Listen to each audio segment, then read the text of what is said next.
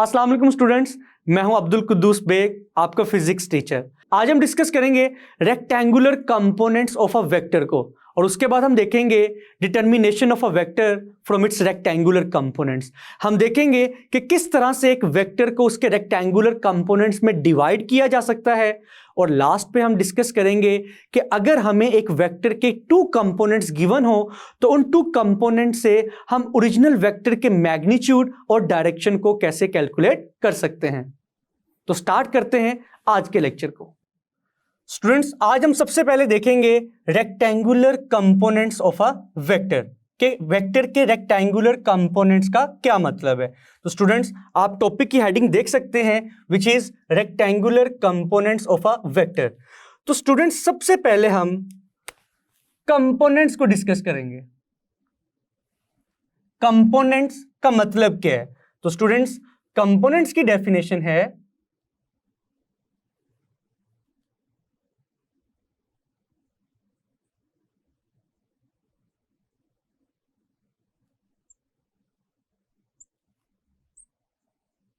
Component of a vector का मतलब है the effective value of a vector in a given direction. The effective value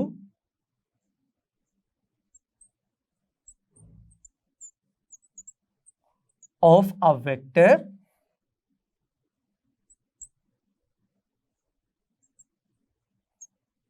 in a given direction.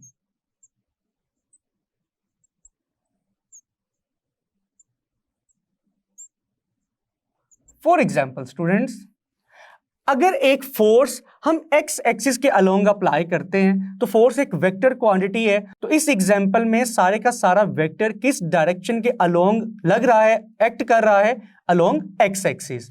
तो students, अगर हम force को vertically apply करते हैं तो सारे का सारा वेक्टर किस डायरेक्शन में होगा, अलोंग वाई एक्सिस।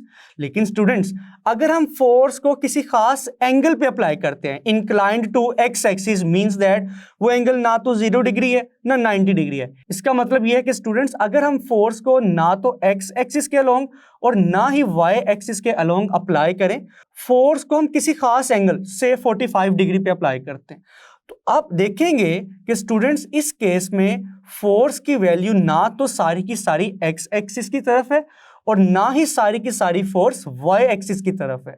तो स्टूडेंट्स, क्या होगा, फोर्स का कुछ हिस्सा एक्स एक्सिस के अलोंग अप्लाई हो रहा होगा और फोर्स का कुछ हिस्सा वाई एक्सिस के अलोंग अप्लाई हो रहा होगा। तो इस केस में हम क्या करेंगे, इस केस में हम अपने वेक्टर को जो कि फोर्स है टू कंपोनेंट्स में रिजोल्व करेंगे। हम देखेंगे ये कि फोर्स का कितना पोर्शन एक्स एक्सिस के अलोंग है और फोर्स का कितना हिस्सा वाई एक्सिस के अलोंग है।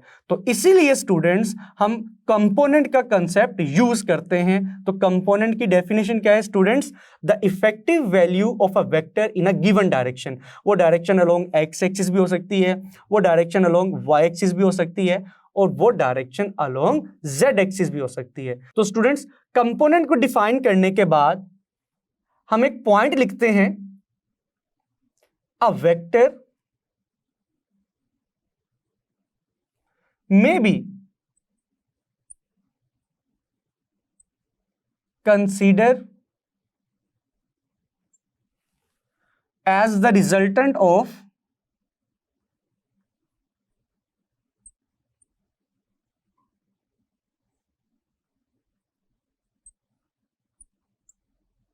its component vectors।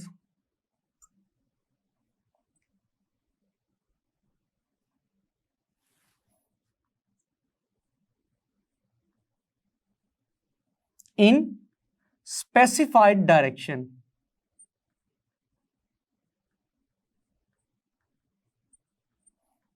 इसका क्या मतलब है स्टूडेंट्स, कि एक वेक्टर को हम उसके कंपोनेंट वेक्टर्स के रिजल्टेंट के तौर पर भी कंसीडर कर सकते हैं। फॉर एग्जांपल स्टूडेंट्स, ये एक मार्कर आपको दिखाई दे रहा होगा, इट इज कंप्लीट मार्कर। लेकिन स्टूडेंट्स, ये मार्कर डिफरेंट कंपोनेंट से मिलकर बना है।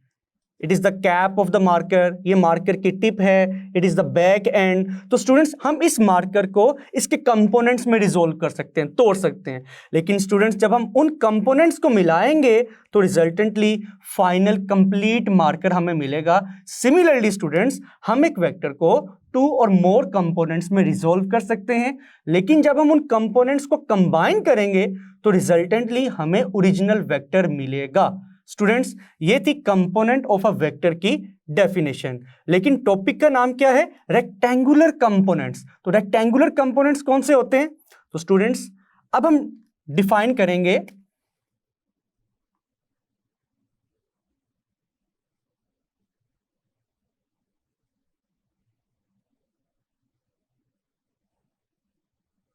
रेक्टेंगुलर कंपोनेंट्स को। तो स्टूडेंट्स याद रखिएगा, अगर वेक्टर्स के दोनों कंपोनेंट्स आपस में म्यूचुअली परपेंडिकुलर हो, मींस दो कंपोनेंट्स के दरमियान एंगल 90 डिग्री है, तो उन कंपोनेंट्स को हम क्या कहेंगे? रेक्टेंगुलर कंपोनेंट्स कहेंगे। तो हम लिख सकते हैं if the components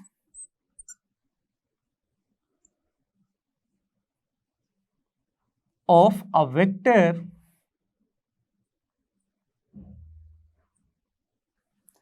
are mutually perpendicular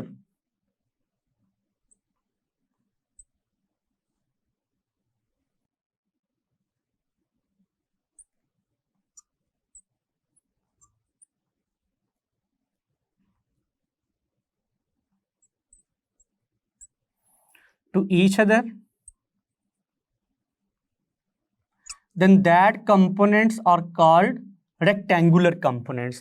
तो स्टूडेंट्स यहां पर जो चीज इंपॉर्टेंट है दैट इज म्यूचुअली परपेंडिकुलर, कि अगर वेक्टर के कंपोनेंट्स आपस में 90 के एंगल बनाए तो हम कहेंगे कि वो कंपोनेंट्स परपेंडिकुलर है, और परपेंडिकुलर कंपोनेंट्स को हम क्या कहते हैं? Rectangular components. तो स्टूडेंट्स रेक्टेंगुलर कंपोनेंट्स को डिफाइन करने के बाद अब हम देखेंगे कि किस तरह से एक वेक्टर को उसके रेक्टेंगुलर कंपोनेंट्स में रिजोल्व किया जा सकता है, यानी कि किस तरह से एक वेक्टर को तोड़ा जा सकता है उसके कंपोनेंट वेक्टर्स में। तो स्टूडेंट्स उसके लिए सबसे पहले हम एक डायग्राम बनाएंगे।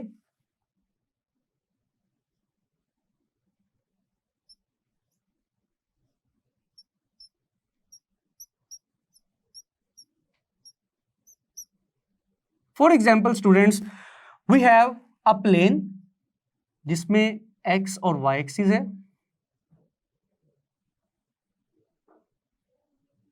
horizontal line is x axis and vertical line is y axis and point of intersection is called origin। now students for example हमारे पास एक वेक्टर a है which is making an angle theta with positive x axis। और students इस vector A को हम represent कर सकते हैं एक डायरेक्टेड लाइन OP से। नाउ स्टूडेंट्स आप देख सकते हैं वेक्टर ए ना तो सारे का सारा एक्स एक्सिस के अलोंग है, और वेक्टर ए ना तो सारे का सारा वाई एक्सिस यानी कि वर्टिकल डायरेक्शन में। तो आप देख सकते हैं कि वेक्टर ए ना एक्स एक्सिस की तरफ है ना वाई एक्सिस की तरफ है, बल्कि दरमियान में है।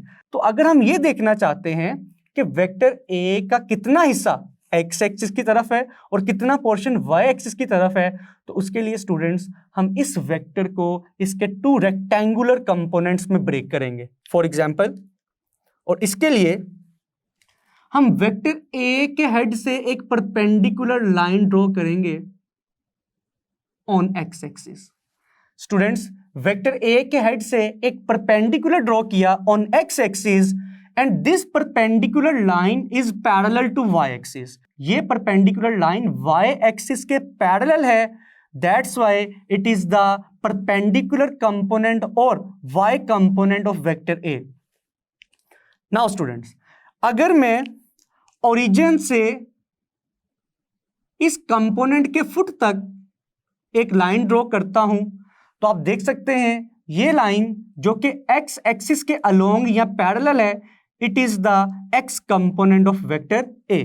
तो हम लिख सकते हैं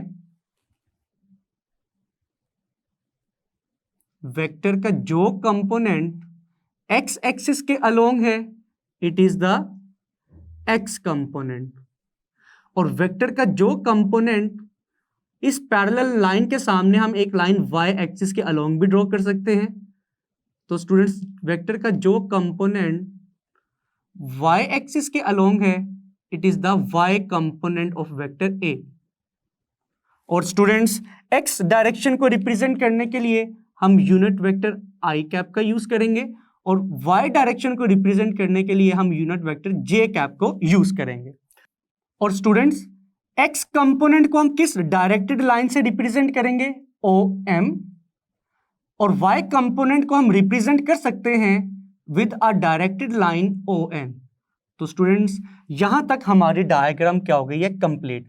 अब देख सकते हैं कि किस तरह से हमने एक डायग्राम में एक वेक्टर ए को रिजोल्व किया उसके टू परपेंडिकुलर कंपोनेंट्स में। मैं वर्ड परपेंडिकुलर क्यों यूज कर रहा हूं, आप देख सकते हैं कि A Y which is the Y component and A X which is the X component, दोनों कंपोनेंट्स के दरमियान एंगल की वैल्यू क्या है, 90 degree. That's why these are the rectangular components of vector A. Students इस डायग्राम में हमने जितनी भी वर्किंग की है उस वर्किंग को आपने एक्सप्लेन करना है इन एक्सप्लेनेशन।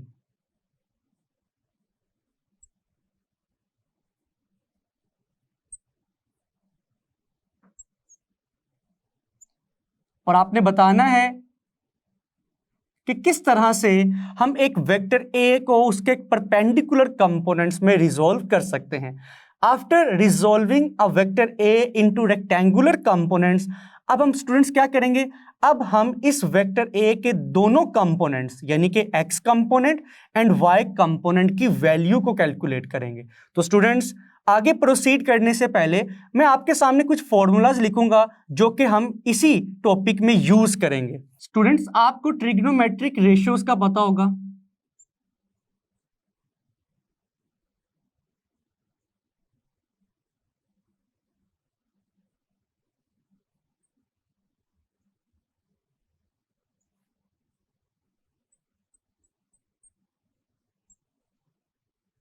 जो कि क्या है, sine theta, cos theta and tangent theta. और हम इन तीनों रेशियोज को एक राइट एंगल ट्राइंगल की मदद से लिख सकते हैं। इन तीनों रेशियोज को याद करने का एक फॉर्मूला है, देखिएगा स्टूडेंट्स, एक कोड है जो कि मैं लिखूंगा, some people have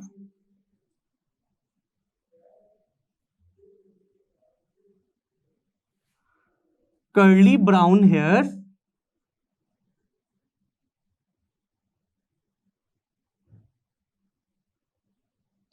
through proper brushing.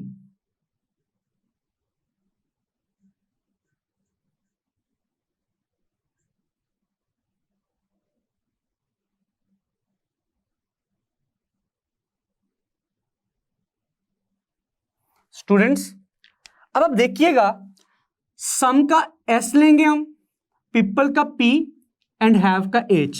तो साइन का फॉर्मूला बनेगा sine theta is equal to perpendicular over hypotenuse. तो साइन का फॉर्मूला बन गया। सिमिलरली कर्ली ब्राउन हेयर में कर्ली का सी, ब्राउन का बी एंड हेयर का एच अगर ले, सी रिप्रेजेंट करेगा कोस थीटा को, बी रिप्रेजेंट करेगा बेस को और एच रिप्रेजेंट करेगा हाइपोटेन्यूज को। तो फॉर्मूला बनेगा बेस ओवर हाइपोटेन्यूज। और लास्टली स्टूडेंट्स अगर हम थ्रू का टेंजेंट, प्रॉपर का पी और ब्रुशिंग का बी लें तो टी रिप्रेजेंट करेगा टेंजेंट थीटा को, पी रिप्रेजेंट करेगा परपेंडिकुलर को और बी रिप्रेजेंट करेगा बेस को। तो स्टूडेंट्स ये तीनों फॉर्मूलाज बहुत इंपॉर्टेंट है जो कि अभी हम इस्तेमाल करेंगे।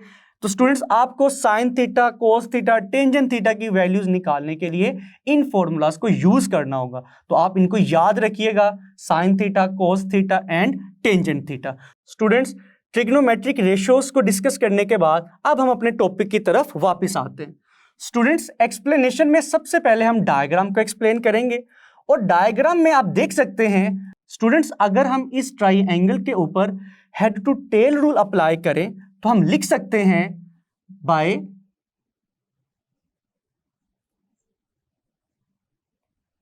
Head to tail rule,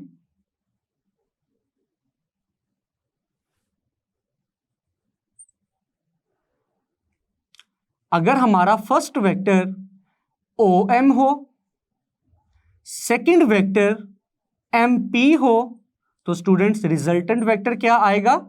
OP। और अगर स्टूडेंट्स हम इन डायरेक्टेड लाइंस की वैल्यूज पुट करें, OP is equal to vector A and OM is equal to AX and MP is equal to AY।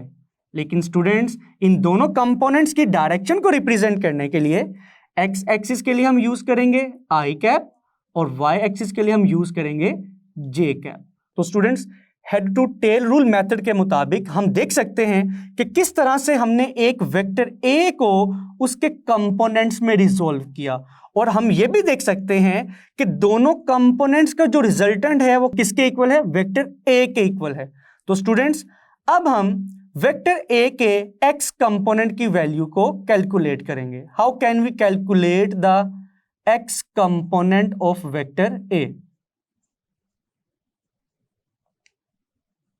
तो स्टूडेंट्स एक्स कंपोनेंट को derive करने के लिए हम ट्रिग्नोमेट्रिक रेशियोज का सेकंड फॉर्मूला यूज करेंगे, which is equal to cos theta, and cos theta is equal to base over hypotenuse. और students अगर ट्राइएंगल को देखें, ट्राइएंगल में बेस क्या है? OM, और हाइपोटेन्यूज क्या है? OP, the side which is opposite to 90 degree. Now students अगर हम फर्दर सोल्व करें, cos theta will remain as it is. OM की वैल्यू क्या है students? OM is equal to AX, और स्टूडेंट्स OM की वैल्यू क्या है स्टूडेंट्स? AX, और स्टूडेंट्स OP की वैल्यू क्या है? Vector A। तो स्टूडेंट्स हम लिख सकते हैं OM is equal to AX which is the magnitude of x component and OP is equal to A which is the magnitude of vector A। तो students आप देख सकते हैं कि इस फॉर्मूला में अगर हम AX की वैल्यू कैलकुलेट करें तो AX आएगा A cos theta. Students this is the final formula for the x component of vector A, जिसमें आप देख सकते हैं AX is equal to A cos theta. इस फॉर्मूला में स्टूडेंट्स A क्या है? ओरिजिनल वेक्टर का मैग्नीट्यूड, और स्टूडेंट्स थीटा क्या है? ओरिजिनल वेक्टर की डायरेक्शन। तो स्टूडेंट्स ये फॉर्मूला हमें क्या बता रहा है कि अगर हमें ओरिजिनल वेक्टर पता हो, ओरिजिनल वेक्टर पता होने का मतलब क्या है?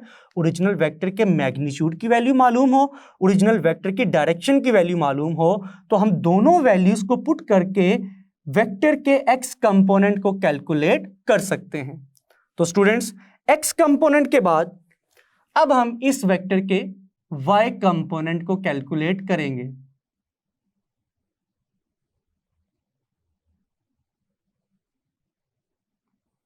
स्टूडेंट्स y कंपोनेंट को कैलकुलेट करने के लिए हम ट्रिग्नोमेट्रिक रेशियो साइन थीटा का फॉर्मूला यूज करेंगे। Sine theta is equal to perpendicular over hypotenuse, और स्टूडेंट्स इस ट्राइंगल के लिए परपेंडिकुलर इक्वल है PM के और हाइपोटेन्यूज इक्वल है OP के। अगर हम फर्दर वैल्यूज पुट करें तो students sine theta is equal to PM की वैल्यू है students PM, the line PM is parallel to line ON, और ON की वैल्यू क्या है? AY, तो हम यहां पर भी AY लिख सकते हैं, but it is along y axis, तो यहां पर unit vector j cap use करेंगे।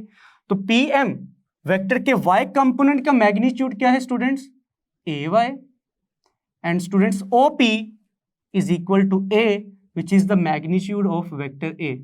और स्टूडेंट्स अगर इस फॉर्मूला में हम AY को सेपरेट करें तो AY की वैल्यू आएगी A साइन थीटा। तो स्टूडेंट्स ये फॉर्मूला है वेक्टर के y कंपोनेंट को निकालने के लिए, जिसमें आप देख सकते हैं again A is the magnitude of original vector and theta is the direction of original vector. Similarly students, अगर हमें वेक्टर A का मैग्नीट्यूड और डायरेक्शन मालूम हो तो हम इस फॉर्मूला की मदद से वेक्टर का y कंपोनेंट निकाल सकते हैं। डिफरेंस क्या है x कंपोनेंट और y कंपोनेंट में? x कंपोनेंट के फॉर्मूला में cos ट्रिग्नोमेट्रिक फंक्शन आ रहा है, लेकिन y कंपोनेंट में साइन ट्रिग्नोमेट्रिक फंक्शन आ रहा है। तो स्टूडेंट्स आपके माइंड में क्वेश्चन आएगा कि सर x कंपोनेंट डिराइव करने के लिए हम cos ही क्यों यूज करेंगे और y कंपोनेंट की वैल्यू निकालने के लिए हम sin थीटा का ही फॉर्मूला क्यों यूज करेंगे? तो स्टूडेंट्स इसको समझने के लिए हम डायग्राम को देखते हैं। स्टूडेंट्स इस टॉपिक में हम एक ओरिजिनल वेक्टर A के टू कंपोनेंट्स को डिराइव करना चाहते हैं, ax एंड ay। लेकिन ax एंड ay को निकालने के लिए हमारे पास कुछ डाटा तो होगा। हमारे पास क्या चीज मौजूद है? It is the vector a। तो वेक्टर a के होने का मतलब क्या है? हमें वेक्टर a का मैग्नीट्यूड भी मालूम होगा और हमें वेक्टर a की डायरेक्शन भी मालूम होगी। तो वेक्टर a के मैग्नीट्यूड और डायरेक्शन से हम ay और ax की वैल्यू को कैलकुलेट करेंगे। तो स्टूडेंट्स डायग्राम में देखिएगा, अगर हम वेक्टर के x कंपोनेंट को निकालना चाहते हैं तो x कंपोनेंट मुझे बताइएगा बेस में आ रहा है या परपेंडिकुलर में? Obviously it is along base, it is along the base of the triangle. और स्टूडेंट्स हमारे पास a की वैल्यू मौजूद है और थीटा की वैल्यू मौजूद है। इट मींस दैट ax और ay की वैल्यू को कैलकुलेट करने के लिए हम a को लाजमी यूज करेंगे। और a ट्राइंगल की किस साइड को रिप्रेजेंट कर रहा है? It is equal to hypotenuse. तो स्टूडेंट्स ये चीज तो कंफर्म है, हम तीनों ट्रिग्नोमेट्रिक रेशियोज में से वो फॉर्मूला यूज करेंगे जिसमें हाइपोटेन्यूज गिवन है। तो आप देख सकते हैं हाइपोटेन्यूज साइन के फॉर्मूला में है और कोस के फॉर्मूला में। इट मींस दैट x और y कंपोनेंट को निकालने के लिए या तो हम साइन थीटा का फॉर्मूला यूज करेंगे या फिर कोस थीटा का। लेकिन x कंपोनेंट के लिए हम कोस क्यों यूज कर रहे हैं? बिकॉज x कंपोनेंट ट्राइंगल की किस साइड को रिप्रेजेंट कर रहा है? बेस को। तो स्टूडेंट्स दैट्स वाई हम वो फॉर्मूला यूज करेंगे जिसमें बेस यूज हो रही है। सिमिलरली स्टूडेंट्स अगर मैं y कंपोनेंट का पूछूं, y कंपोनेंट ट्राइंगल की किस साइड को रिप्रेजेंट कर रहा है? It is perpendicular.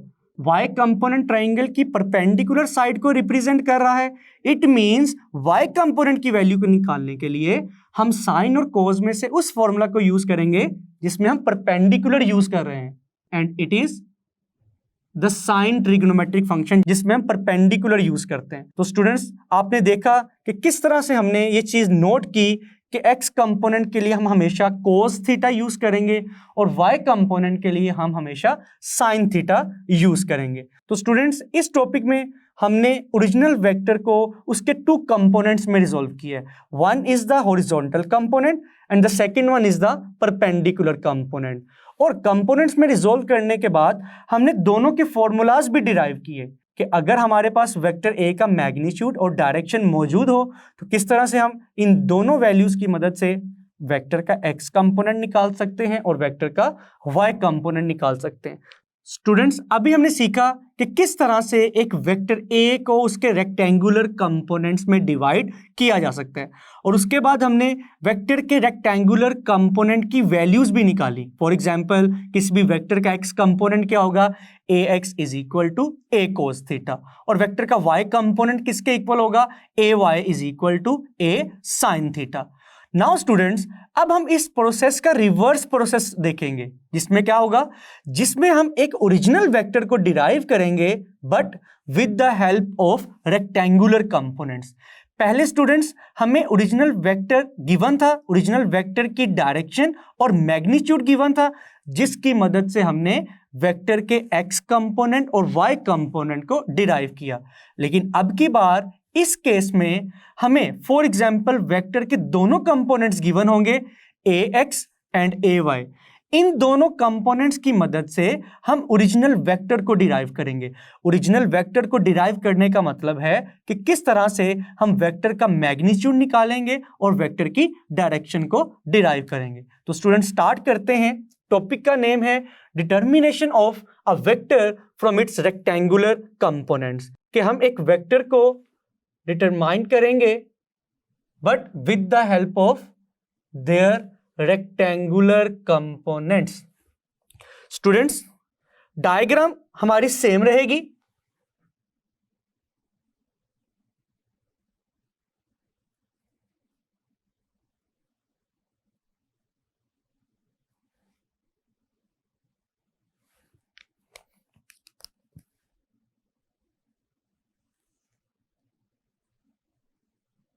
A vector A which is represented by a directed line OP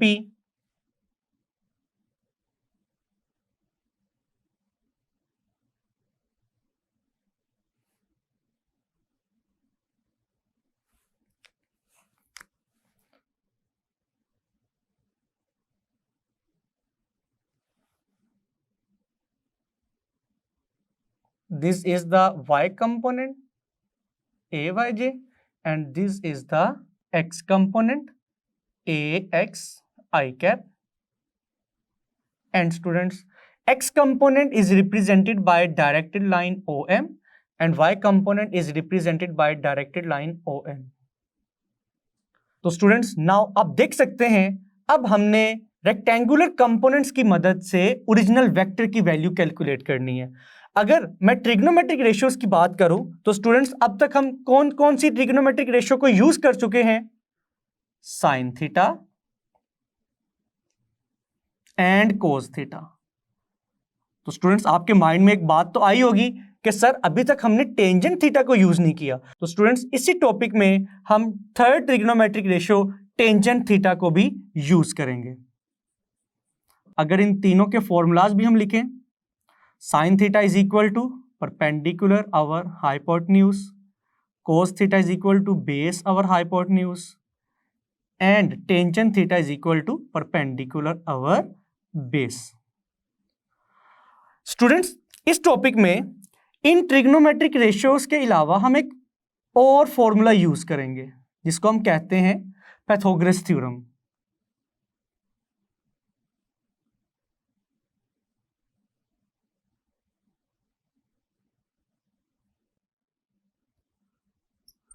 Urdu में स्टूडेंट्स हम इसको मसला फिसागोरस भी कहते हैं। स्टूडेंट्स, पाइथागोरस थ्योरम हमें क्या कहता है? फॉर एग्जाम्पल, हमारे पास एक राइट एंगल ट्राइंगल है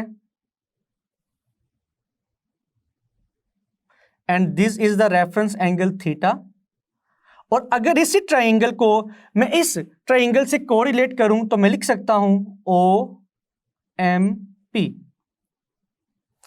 now students, this is the 90 degree angle, और आपको मालूम है the side which is opposite to 90 degree is hypotenuse, the side which is opposite to angle theta is our perpendicular and the remaining side is base.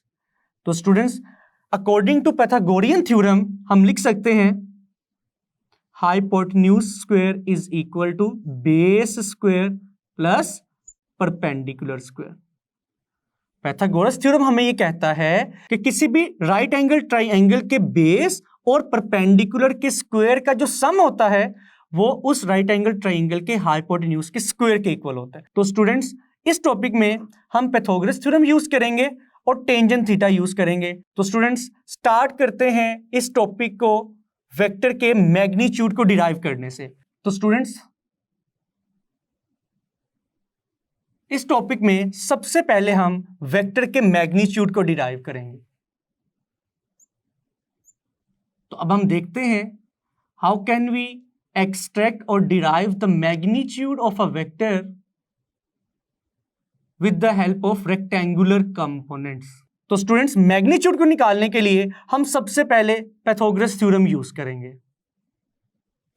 From Pythagoras theorem we can write that h square is equal to base square plus perpendicular square. तो students, अगर यही formula हम अपनी right angle triangle के ऊपर apply करें तो आप देख सकते हैं हाइपोटेन्यूज की वैल्यू है OP square and base is equal to OM OM square and perpendicular is equal to MP whole square.